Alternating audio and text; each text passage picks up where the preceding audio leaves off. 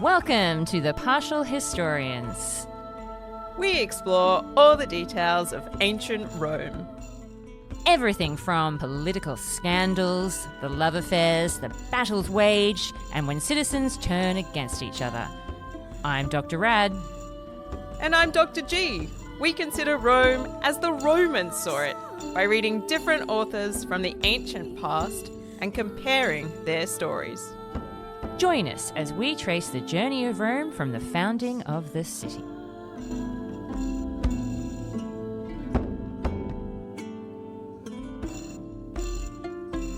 Hello and welcome to a brand new episode of The Partial Historians. I am one of your hosts, Dr. Rad. And I am Dr. G, and I am super excited because we are no longer in 396 BCE. 396 was clearly the best year ever, so I don't know why you'd even say that. It's quite hurtful, frankly. The Romans are probably sad that it's over because they had a great time in the end, although it didn't start out quite so well. Although there were some ups and downs, admittedly. So let's talk about it, Dr. G. Why was 396 so great in the end? In the end, it is the conclusion of the 10-year siege of Veii. And a whole bunch of reasons the Romans have been really building up this moment in their written history centuries after the event. So this is viewed many years later as a hugely significant moment in Rome's history because it is their first major conquest of a significant Etruscan city. Absolutely. They have more than doubled the territory that they originally possessed. So it's quite impressive. And it's all down to one man, Dr. G. If we've learned anything from history, it is that conquering large cities and other nations can only be done by one man. A single man, a man called Camillus. That's right. Camillus is the hero of the hour in the siege of Veii, but there are signs of trouble ahead, Dr. G. Even in his moment of glory, when he led this victory against Veii, there have been some problems. He tripped. There have. He tripped when talking to the gods. I mean, is there any humanity left in the world? It's like going to a party and spilling the drink all over yourself. Tragic times. Everybody kind of gasps, being quite concerned. Tripping over while you're talking to the gods is obviously a bad sign. It is. But I think even worse is that there's a whole bunch of promises that he makes to gods as well. Foolishly. And I wonder how that's going to go for him. I really do. Yeah, well, because it's required the people to come back and donate part of the booty that they took from the conquest of Veii in order to satisfy the requirements of this vow that he made to Delphic Apollo, who had prophesied Rome's success against Veii. So obviously the Romans, Apollo did them a solid and they want to pay him back, and they want it to be something nice. They don't want it to just be, a supermarket box of chocolates. They want it to be something really special. They do. And so Camillus's promise to Apollo is really the crux of the issue for him in the end, because despite the success of the conquest of Veii, they still have this outstanding promise to keep to Apollo. And apparently Camillus forgot his vow. Awkward. So not only does he trip over, he's a little bit forgetful. And he does have a moment as well, on a more positive note, where he asks Juno, who is the titular goddess of Veii, if she will switch sides. And she agrees. So that works out for him quite well. But this situation with Apollo may be going to come back to bite him on the bottom, as it were. And speaking of his bottom, Dr. G, he sat it upon some white horses. No, not really. He would have been in a little thing behind it. But we did also have some issues with his triumph. He has not earned himself goodwill because his triumph was considered OTT in the worst possible way. Goodness me. What has he done now? So that's basically the sticky situation in which we find ourselves, Dr. G. There's been lots of good news coming out of 396, which we had to cover in 3 episodes, but there have definitely been signs that it's not going to be all smooth sailing for our hero, Camillus. I'm glad you've mentioned smooth sailing. That will come up later. Indeed. So, Dr. G, I think it's time for us to dive into 395 BCE.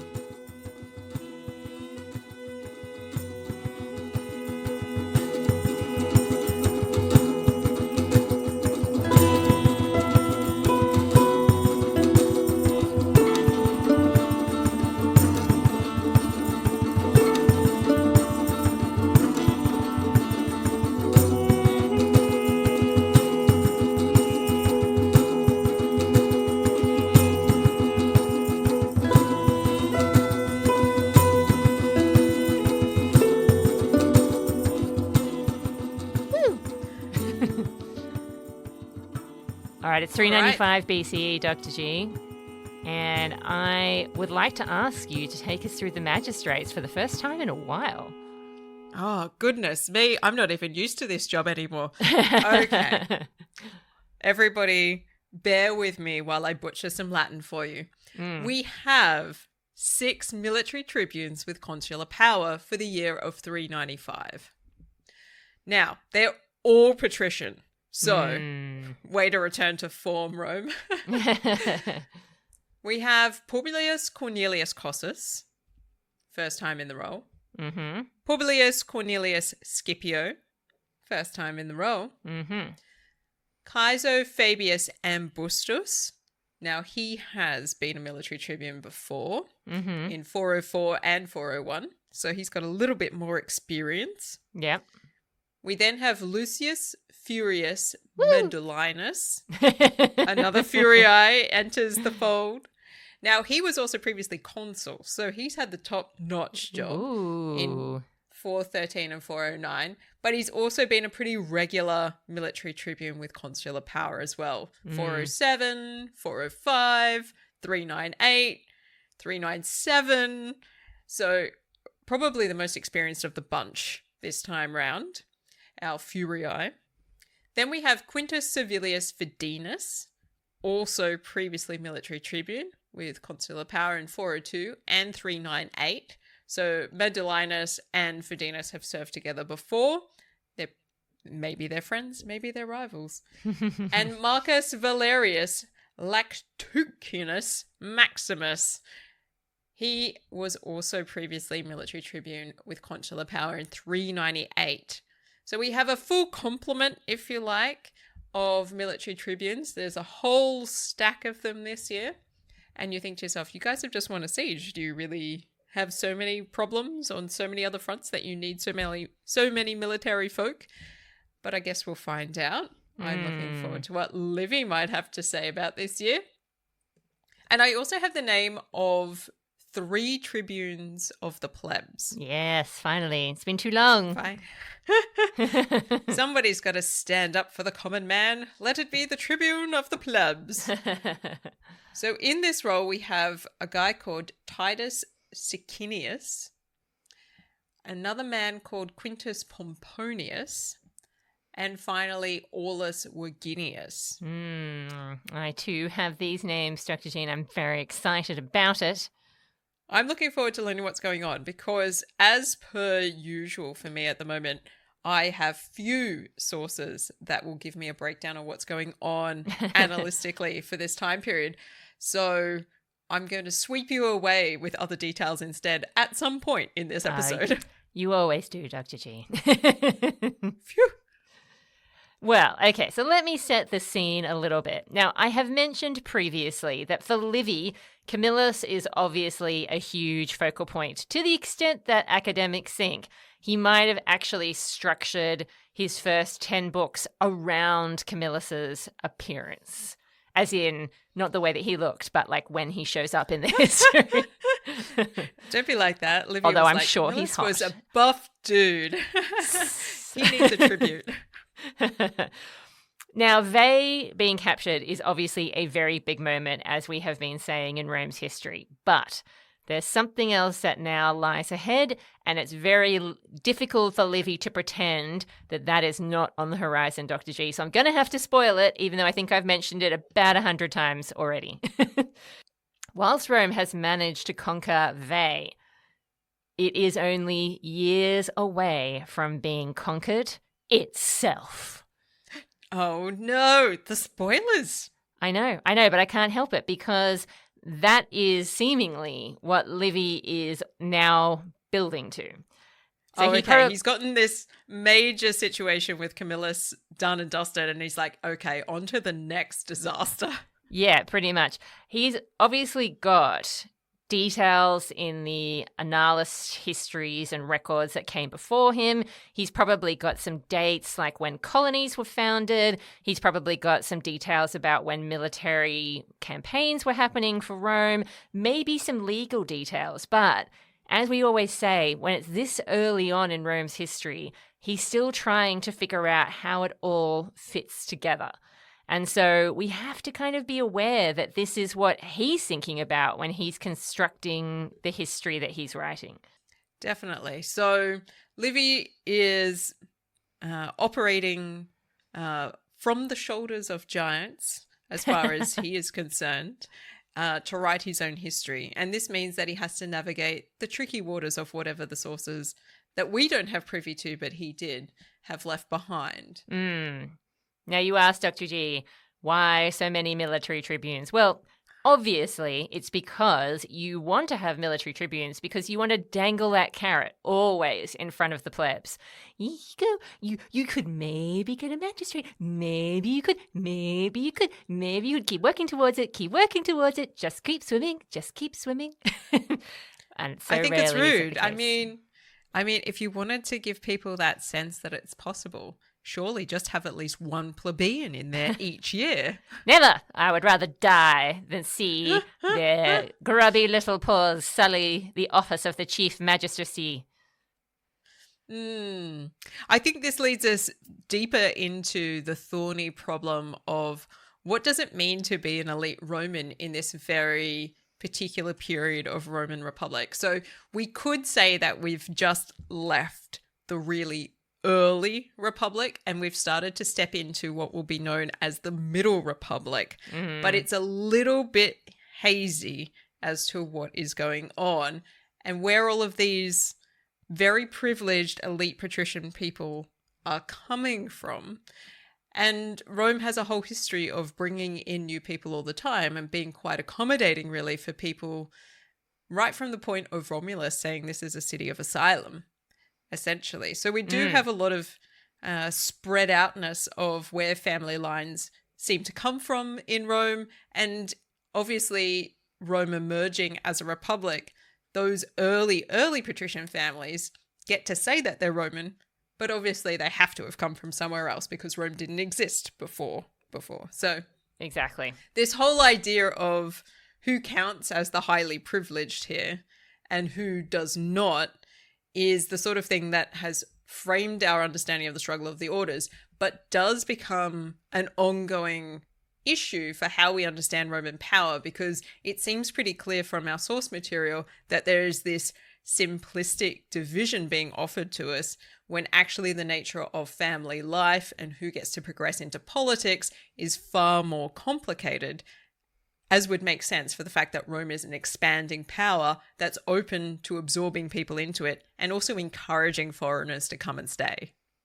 It's a little known fact, Dr. G, that Livy actually inspired the Avril Lavigne smash. Why'd you have to go make things so complicated? It's all making sense now. I know. All right, so the reason potentially that we also have military tribunes, though, is that there is still some war on Rome's front. Now, lest we forget, Dr. G, Veii has been conquered, but Veii's allies have not. And so we have the two Cornelii amongst our military tribunes, being sent off to war against the Faliscans. And then we have Valerius and Servilius at war with Capena because they had both sided with Veii. Yes. Now, both of these places, if I remember rightly, are to the north of Rome. And so they're heading into that Etruscan territory situation, which would make sense. Is it Etruscan territory anymore? Da, da, da. Well, those Romans have changed everything, haven't they? But certainly we've talked about the Faliscans and the Capenates as being people who are sort of further north than Veii and have realized at a certain point that this whole siege situation of Veii is going to be a problem for them. And now those chickens are coming home to roost by the sounds of it. Oh, they're coming home all right. So the Roman commanders decide, you know what? We've had enough of attacking cities. Let's just take it easy and completely devastate the surrounding countryside and take everything that the farmers who live in that surrounding area have to offer. In fact, and I quote my translation of Livy, they said they wanted to leave not one fruit tree in the land nor any productive plant. Wow. Yeah. It's like the Romans have turned around after all of this siege work that they've conducted and being like, you know what I really miss? Pillaging. Yeah. Pillaging. I haven't done that for years now. And you know what I like? Apples and oranges. Actually, I can't remember if they would have been growing. Probably not. No, definitely not. If we're talking about fruit trees, oh goodness, what would have been growing in Italy at this time period? Listeners, weigh in and tell us. Yeah. Probably, I'm going to go with pears. Possibly pears. Figs. Yes. Lemons, potentially. And olive trees, for sure. Yeah. Anyway, so this works very well against the Capenates. Completely subdues them. They seek peace. The Romans are like, yep, sure, that's what we really wanted. However, those pesky and adorable Faliscans continue to resist. How dare they? Now I'm going to take you back to Rome, Dr. G, where apparently there were, and I quote again, disturbances of many sorts. Seems that the Romans are not sitting back and reveling in their victory. Now, what these disturbances are exactly? Who knows? Livy doesn't tell me. He just tells me that there are problems and that the Senate needed to do something in order to shut people up because they were sick of hearing them complain. All right. These disturbances could be anything then. It could just be an errant sign from the gods to weird things turning up in the water supply. Nobody knows. It could be. Look, I suspect it probably has something to do with the fact that the Romans have just come into a large amount of territory and booty. I think this is probably all connected. They're not happy with Camillus entirely. He tripped. He had white horses in his triumph. It's just all too much, Dr. G. It's very overwhelming. So they decide to put a colony on the Volscian frontier. And they need 3,000 citizens in order to make it viable, allegedly.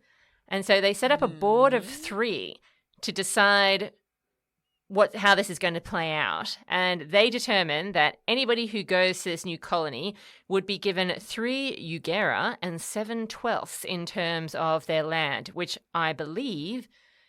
so I think a jugera is about 28,000 square feet. Oh, well, that doesn't help me at all. I'm a metric kind of girl. Yeah, no, it doesn't help me either. Look, it's just space. It's just space. I believe a jugera is supposed to be the amount of land that one can profitably farm to subsist for yourself and your family. So 3 is a pretty nice gesture. It is. But Volscian territory, they've just taken Veii. Volsci is in the other direction. Well, this is the thing, right? So, first of all, let's just have a quick reality check. There's my sound effect. We're putting on the brakes. Modern academics have found it extremely dubious that Rome would have 3,000 citizens to spare for said colony. They think that perhaps about 300 might be more realistic for this time period. Okay. Now, does this story in any way parallel the suggestion that people remove themselves from Rome and inhabit Veii instead? This does have to do with that. I'm going to get there in just a moment. So we probably we have probably got essentially just a small band of colonists who are going to set out and set up this new colony. Now, back to Livy's account. The plebs are not at all impressed by this suggestion because they feel this new colony is clearly just a diversion. They're trying to buy off the plebs with crappy, stupid land and banish them to this stupid frontier when they could be going to Veii, which is right there, and they can see it and everything. They want to live in Veii even more than they want to live in Rome itself. Ooh, In fact, okay. and this is where what you said comes in, they even discuss at this point, why don't we just all pack up shop, leave Rome behind, move to Veii? I mean, after all, location, Dr. G. It has a better location. It has nicer buildings. It has the theatre, the museums, the art, the comedy, the promenades. Clearly, this is a genius plan. It also serves as cover for a plebeian secession that could succeed, being like, we're out of here, guys. Not only are we leaving Rome, but we have a better place to go. Veii is positioned on the top of a tufa outpost, essentially. So a sort of semi-hard rock outcrop. So it's easily defensible. That's the idea. This is why it took Rome so long to besiege it and to take it over. But now that Rome possesses it, it should be, theoretically, easy for them to defend as well. So if somebody wanted to take Veii from them, you would expecting at least another 10-year siege, if not longer, because the Romans understand how sieging that place works and probably have some ideas about how to combat that. No tunnels. But I don't let anybody build any tunnels. That is a suspicious trapdoor in the ground. Where's that going? All the way to Veii, my friends. So for the plebeians to sort of up sticks and be like, you know what? I'm going to move to this empty city over here. A whole bunch of them were probably involved in the conquest anyway, so they know what they're getting themselves into. They probably realize the amount of rebuilding work that would need to happen there. I'd be interested to see how this pans out for them, though. Well, Dr. G, this is where probably the most famous ad for Tarchus comes in. Because the plan is that they're going to send half of the plebs, but also half of the Senate to Veii. So they weren't planning on just sending plebs. And they basically ask the Senate, why can't the Romans be in both cities? ¿Por qué no las dos? Fair enough. Yeah. Finally, we've conquered something. Let's divide after conquering. The patricians were outraged at this suggestion. They literally said that they would sooner die than ever let such a suggestion even come to a vote, Dr. G, let alone make it reality. Okay, so the senatorial faction is basically against this whole idea that half of them might have to live somewhere else. Yes, is that the they vibe say here? This is a terrible idea. They say, look at us. As Romans, we are constantly having internal problems and bickering amongst ourselves. If there were two Romes, it would be double trouble, so much worse. And how dare the plebs want to go and live in Veii? I mean, Veii just lost a war. Loser. Rome was the winner of that conquest, and everyone should want to live there because it is clearly the superior place to be. Okay. The patricians would never be leaving behind their fellow Romans or their beloved city, no matter what. You could threaten them with anything, Dr. G, becoming too feminine, becoming too Greek, and they'd say, no, never. I'm not afraid of you. I am staying right here. Okay. And this is where the tribune of the plebs comes in, Dr. G. Okay, yeah. I was going to say, somebody needs to stand up to this kind of mad rhetoric because you're not going to ever be able to hold Veii unless you put some of your own people in there. And it's a matter of who's it going to be, not Pish-tosh with if. your sensibilities. How dare you be military strategic in this time? I'm having emotions. So this is where the tribune of the plebs come in. The patricians say that no one would be following this idea were it not for Titus Sicinius. He's apparently the one that came up with this brilliant idea. And they're like, you know what? Why don't you just make him the new founder of this place that you want to go and live? Because if you go to Veii, you're going to be leaving behind the best founder that ever existed, Romulus. I mean, you're literally spitting on the son of a god who founded Rome, but whatever. Wow. Okay. So things are getting tense in the public discourse, aren't they? I really love it when the patricians get hysterical. It's my favorite thing. Pulling out the Romulus card is a big one, though. Yeah. Apparently, this is a little reminiscent of, once again, an episode in Greek history. So there are similar arguments put forth when some of the Athenians refused to leave Athens at the time of the Battle of Salamis. So it's possible that Livy is borrowing a little bit from Herodotus here. Okay.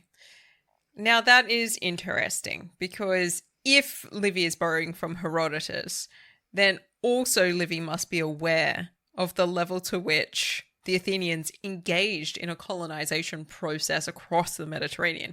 People were leaving Athens all the time to found colonies. They weren't against the colonial settlement thing. I think it's more the rhetoric he likes, not so much the endless colonization that he's praising. But after all, he's not saying he's against colonization. It's more because I think he's in favor of them just doing what they're told, going to this Volscian colony. I suspect the patricians have something else planned for Veii. Uh-oh. Yeah. Now, we don't know very much about this Titus Sicinius character, but the name might sound familiar to you, Dr. G. So we don't really know anything else about this guy, except that he comes from a family that is known to stand up for the plebs. Like, he's got that association happening. Okay, so there is a reasonable understanding that he might act to type in this case? Yes. Mm-hmm.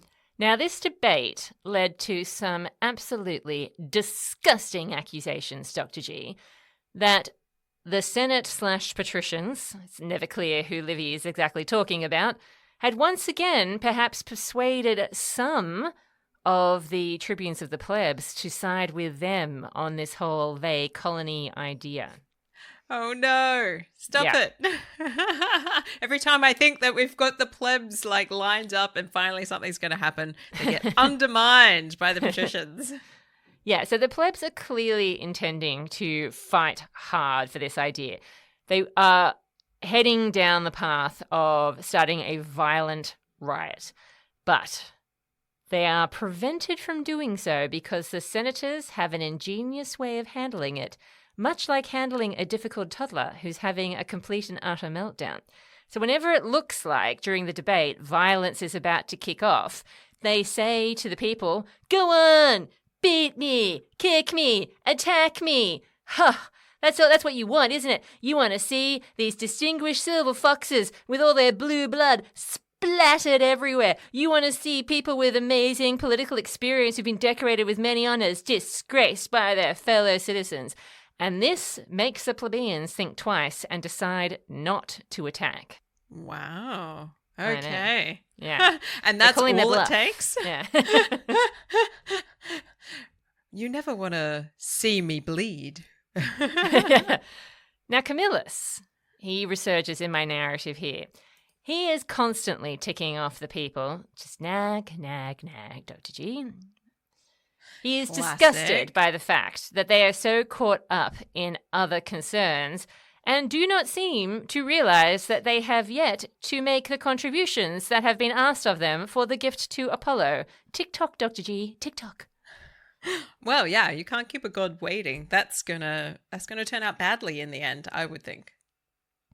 Now, he's particularly concerned as it seems like the people of Rome are considering that the tithe only included movable wealth.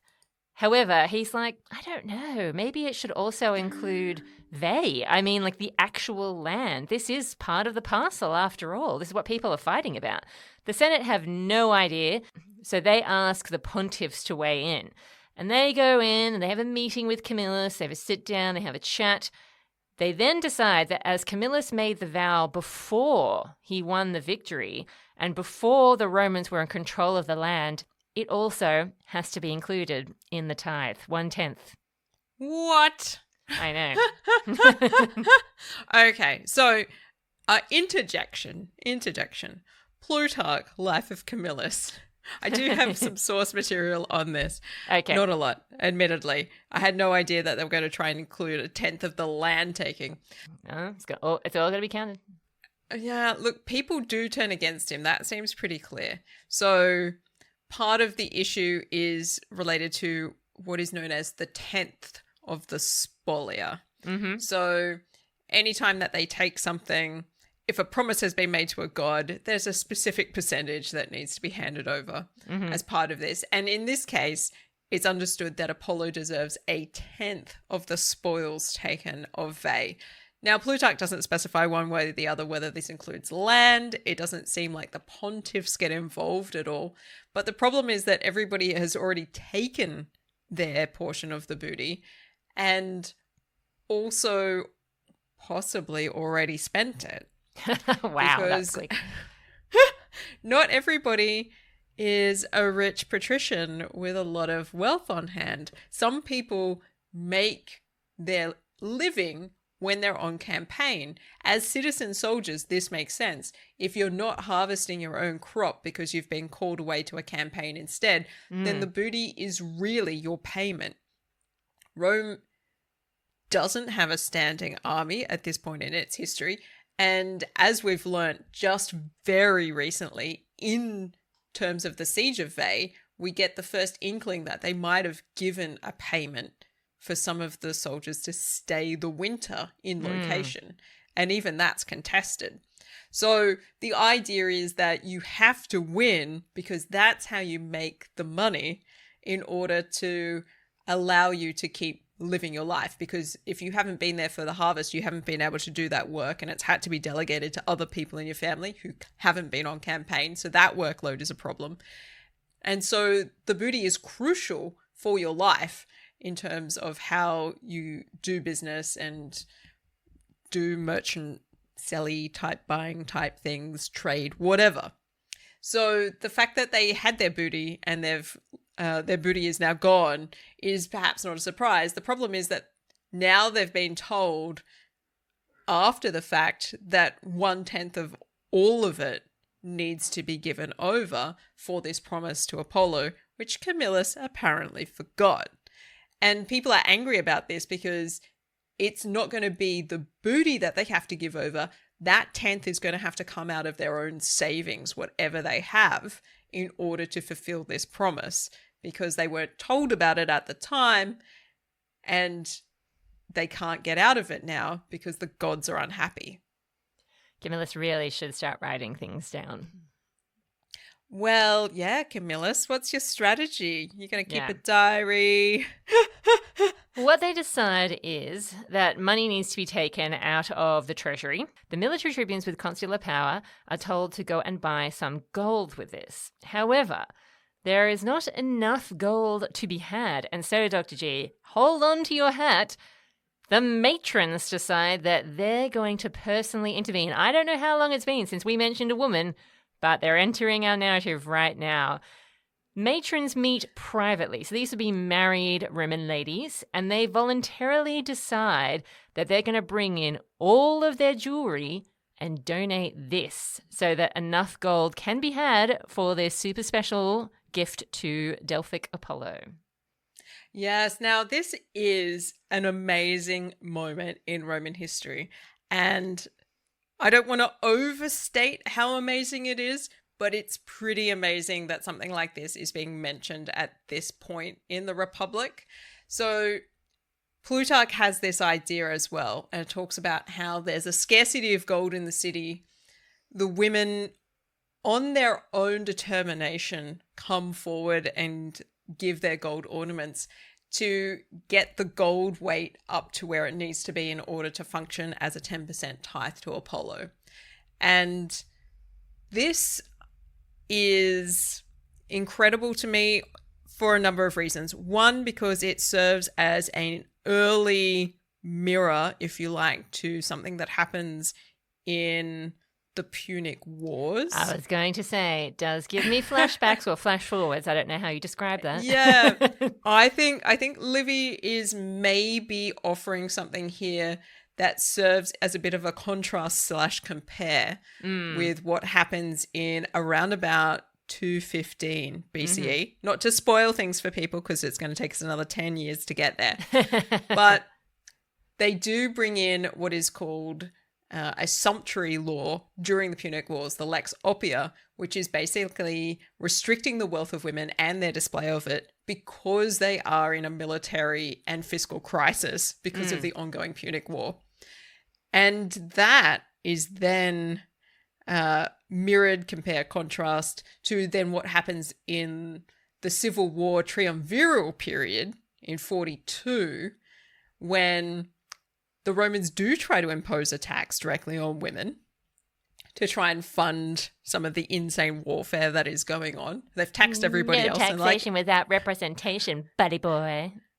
Yeah, and we get this really famous moment from Hortensia, who stands up and says, exactly as you've put it, no taxation without representation. We're not going to have it. So the fact that the women in this example are voluntarily getting together for this gesture, I wonder if Livy is trying to set this up as a bit of an exemplar for women. Oh, I think he definitely is.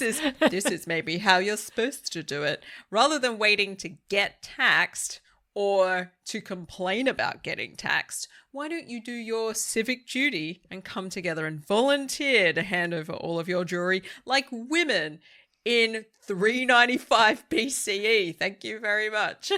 Those were the golden times. Oh, the golden days. Yes. Now, the Senate are incredibly touched by this gesture. Little tears form at the corner of their eyes, Dr. G, and they start mumbling about having allergies and it being hay fever season. They then permit the matrons a special honour in recognition of this contribution, which is they're allowed to drive around in four-wheeled carriages to any festival or games that are being held. And on holy and working days, which I feel like is every day, that doesn't make any sense, they're allowed to drive around in two-wheeled cars. No. Well, holy and working days, yeah, you could have a nefast day where you wouldn't be allowed to do it, I would say. Now, this is very different from the kinds of awards, if you like, that the Senate grants to the women in Plutarch. Really? And it is. Yeah, he doesn't talk about carts at all. And carriages, and Plutarch thank you. is Not carts. What are they? Vegetables? Probably. I don't. What are they made out of? Trees. Come on.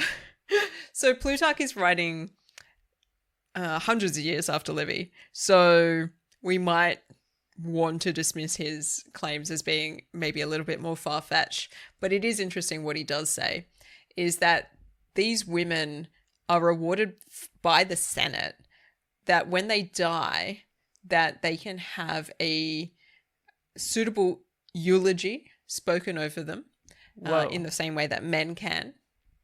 And this is effectively an example of what is known as an encomium. So encomia are speeches of praise. That and they're very particular. Way too early, Plutarch. It does seem way too early.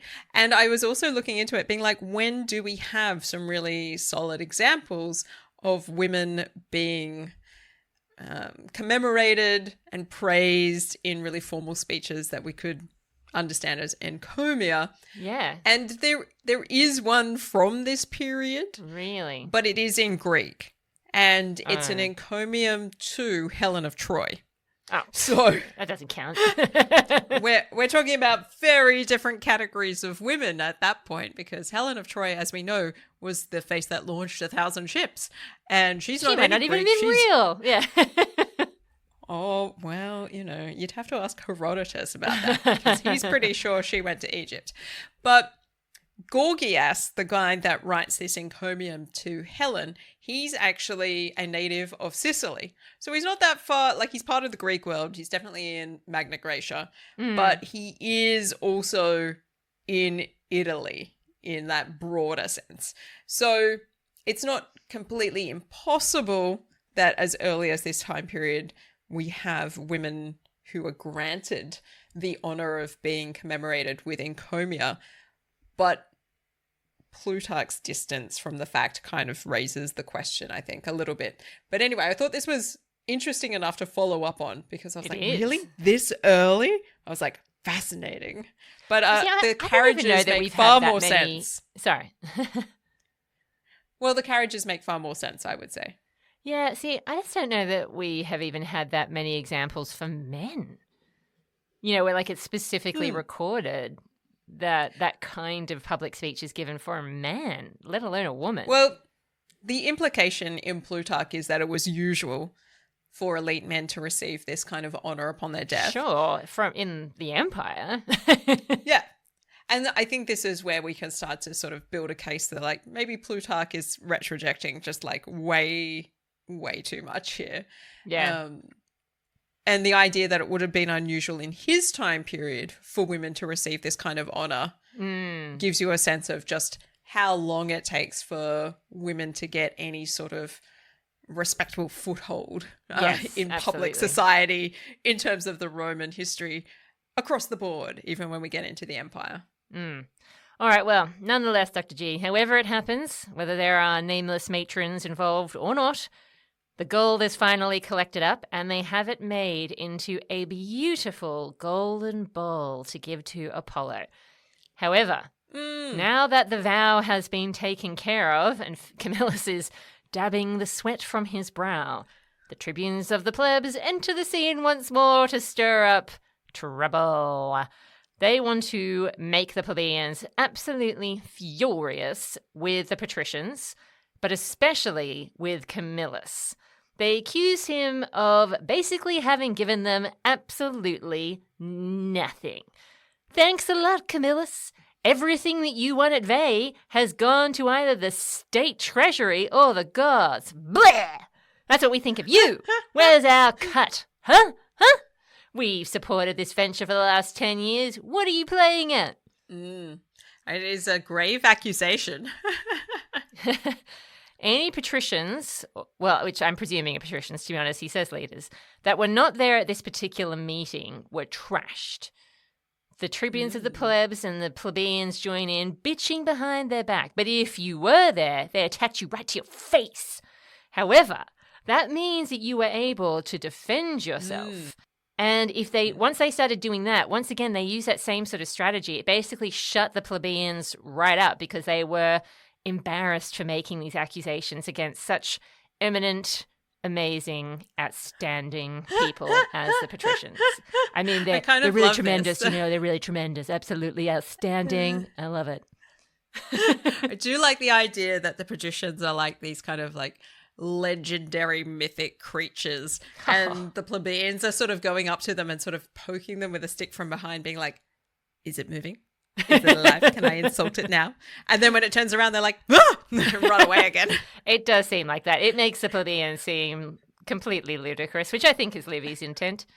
Now, the plebeians could tell that they weren't going to get their desire of the Rome-Veii situation, the porque no las dos, happening in 1 year. They're like, this is going to be a long haul thing, guys. So they try to make sure that they get the exact same tribune of the plebs elected in the next year because they know that they're going to support their demands. The patricians, once they get wind of this, try to make sure that the people who were against it get elected as military tribunes with consular power. Basically meaning that we end up with the same military tribunes with consular power and the same tribunes of the plebs holding office in the next year. Well, this sounds like a chronology issue to me. It I'm might just well be, flagging it but how now. dare you point it out? Livy had covered it up so skillfully. No one will ever know. Yeah, and also when you actually look at the list of people, it's not the same. Like there are some people who are the same, but it's not the same. Okay. Oh, well, that's reassuring. So Livy's just making some stuff up. He wants it to be this way. Kind of and kind of not. Basically, there are some military tribunes with consular power who are the same, and certainly the tribunes of the plebs are the same. So that part is true. If we believe that this is all actually happening and Livy's not just tap dancing because he can't make the magistrates work. Well, yes. I mean, the less said about that, the better. I've already mentioned my skepticism. Well, that's all I've got, Dr. G. Ah, well, you're lucky I'm here because goodness knows what's happening in Sicily. What is happening in Sicily? Are there still tyrants running about?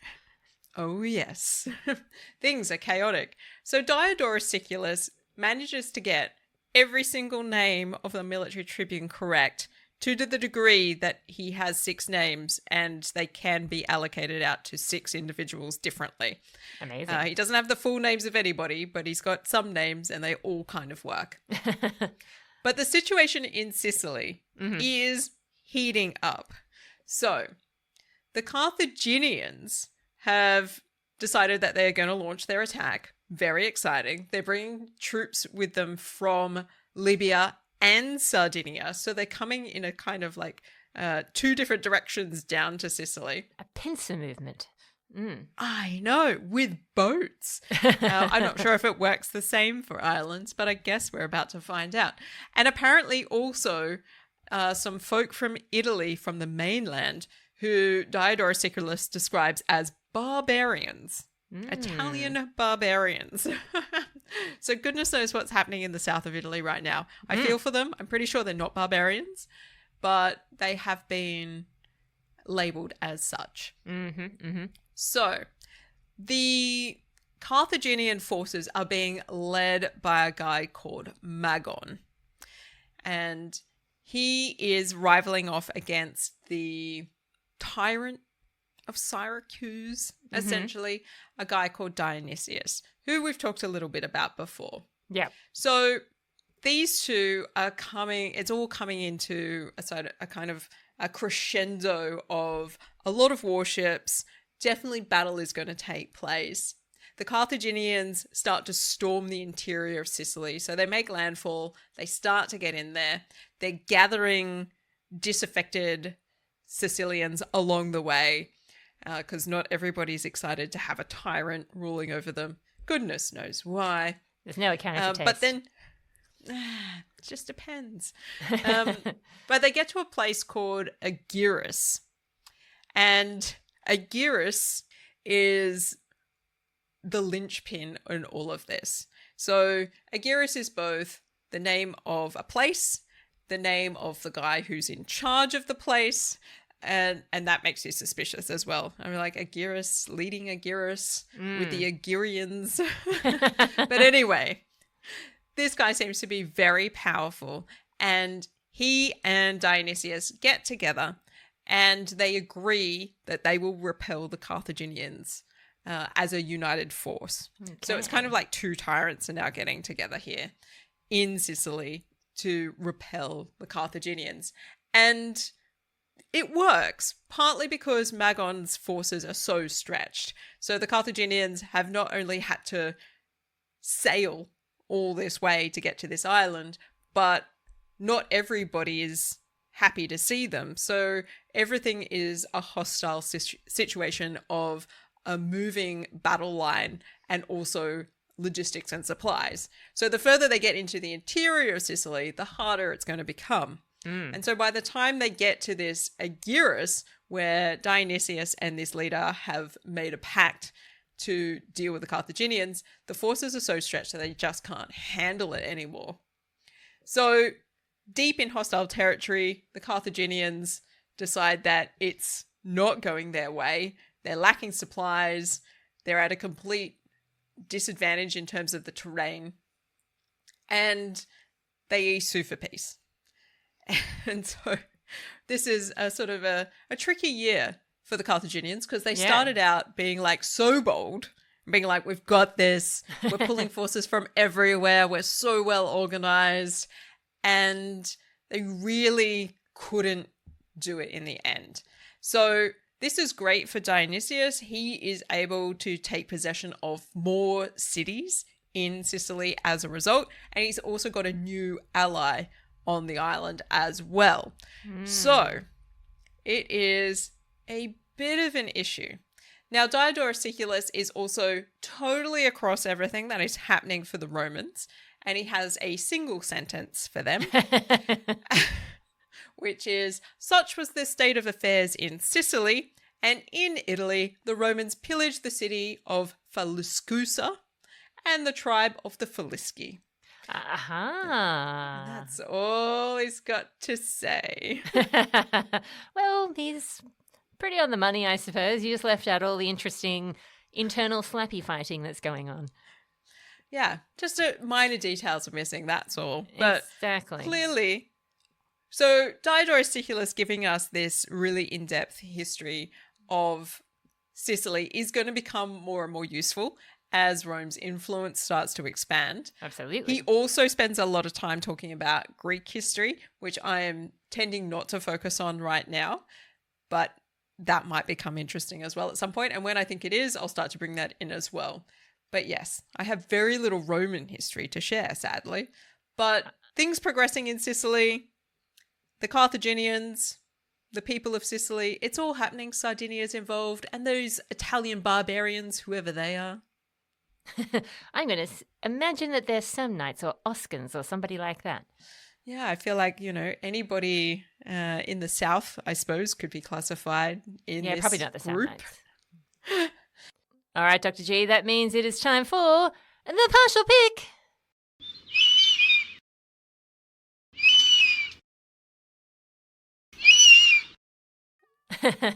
Why, thank you, Igor. So, Dr. G, tell us, what is the partial pick and what are we doing here? Goodness me, the partial pick. This is where we rate Rome according to some of its own conventions. So, there are 5 categories. Each is worth 10 gold Roman eagles. So they can achieve a maximum score of 50 golden Roman eagles. Much better than a bowl, I would say. I was going to say, I have something to confess. We actually ran out of enough gold for the eagle, so I've donated my own jewelry collection for this episode. That's my dedication. There will be a speech of praise said over your body Damn when the time is straight. appropriate. All right, what's our first category, Dr. G? Our first category is military clout. Okay, well, I think, yes, there is definitely some stuff going on here. We have got a very easy victory, it seems, over Capena. And whilst we don't have too much detail in this year about the Faliscans, the Romans aren't losing against them. Oh, it sounds like everything's going really well. It does. I mean, not the most impressive campaigning we've seen. There are no tunnels, unfortunately. But nonetheless, no sieges have been broken. It's something. Maybe a 4. Okay, 4 it is. All right, what's our next category? Diplomacy. I feel like no, not at all. Okay, that's a 0 then. Easy peasy. Yeah. Expansion. Well, yes. I mean, if Capenna is... Well, I don't think Capenna is necessarily becoming part of Rome per se. They've just made peace with Rome. Yeah, it doesn't sound like a territorial conquest. It just sounds like the usual pillaging and... Yeah, like they're not fighting Rome stop! anymore. Yeah. Please stop! I'm so sick of this. Please, just let us lie down. Please. I want to eat my olives. Exactly. All right, the 4th category is virtus. Do we have any manly men demonstrating their great masculinity? I mean, kind of. I don't feel like it really classifies as virtus per se, but we do have, of course, the patrician senators basically scaring the plebeians into shutting up. Is that virtus? I don't think so. They intimidate them into being quiet. That's intimidation. virtus is the root from which we will get the word virtue eventually. So I'd hate to think that intimidation comes into the same sort of category. I know, but they're doing it in like a manly way. They're like, hey, I have so many amazing honors to my name, and I'm such a cool dude, and I'm all patrician and stuff. What about it? You want to take me on? You want a piece of me? You want a piece of me? I'm just going to continue shaking my head because everybody who listens to a podcast can understand a head being shaken. All right, fine. I think it's a 0. Okay. All right. Okay. Excellent. And finally, the citizen score. Is it a good time to be a Roman citizen? I'm going to preempt this and say I don't think so. No. You would think it would be the best of times, Dr. G, given that you just doubled the size of your city. But unfortunately, because you can't live where you want, it's not so good. Yes. No, this is unfortunate because, yes, Rome has achieved this great thing. You would expect some benefits to flow to the people from it. But instead what we see is like, you have to repay back the booty somehow out of your own money because I forgot the vow. And look, there's definitely like an this. undertone that Livy feels like the people are being a little spoilt and that they're exaggerating how bad things are. But you've got to admit that there's obviously some truth to what is being said about them having to give stuff back. Exactly. And I think it's debatable about whether if you have to move somewhere away from your home in order to be a colonist somewhere else, that may or may not be a good thing depending on your perspective I mean, as the a Veii citizen. thing, they're keen on that. They want to move to Veii because Veii already has nicer houses and nicer public buildings. They want to be in a better place, so they're quite happy to be colonists there. And apparently they can see it. So It's so close, I can smell exactly, yeah. It's like right in front of their nose. it. It is very close. Not going to lie. So look, they but do yes. have tribunes of the pleb standing up for them, and they are putting up a fight. Does that count for anything? Well, and the fact that it seems that Rome's military exploits in this year haven't been disastrous for the people who have had This is to also enact true. them. Yeah. I think, that is often as good as it gets when you're a Roman citizen. So I'd be inclined to maybe give it a 5. Like, they're not having Really? the Oh my best god. time. That's like crazy generous. I thought it was like a 3. I'm happy to be negotiated down, but yes, obviously it could be far worse. It could be worse. I feel like a 4 because they're definitely not getting their way. And there is that rumor that maybe some of the tribunes of the plebs have been bought off by the patricians. And that's why they're not able to 100% push this deal over the line. Yes, that's a good point. I hadn't been thinking about that. Yes. Okay. All right. 4 it is. All right, Dr. G. That means the Romans have ended up on a grand total of 8 golden eagles. You would think Wow. they would have so much more after such a massive conquest, but no. Once again, they have ruined it by fighting amongst themselves. They always find a way to let themselves down. I was like, They Rome, really you've got so do. much potential. I Just know. don't let yourself down like this. Do you know what is upsetting? We didn't get to talk about the women at all in that partial pick. They don't factor into that at all. Well, It's been so long, Dr. G. So long since I talked about a woman. And it's not like we got to talk about a woman. We got to talk about women. Yeah. A nameless group of women who were probably nameless. invented to embarrass women who were real and living much later. Yes, I suspect so. I mean, that's my concern. Certainly from the later sort of evidence where we definitely have women being like, I am not paying your tax. You have got to be kidding me.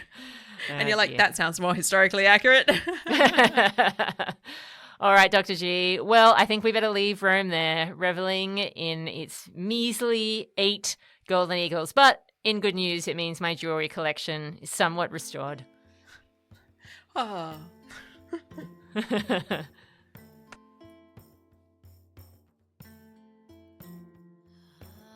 Thank you for listening to this episode of The Partial Historians. You can find our sources, sound credits, and transcript in our show notes over at partialhistorians.com. We offer a huge thank you to you if you're one of our illustrious Patreon supporters. If you enjoy the show, we'd love your support in a way that works for you. leaving a nice review really makes our day.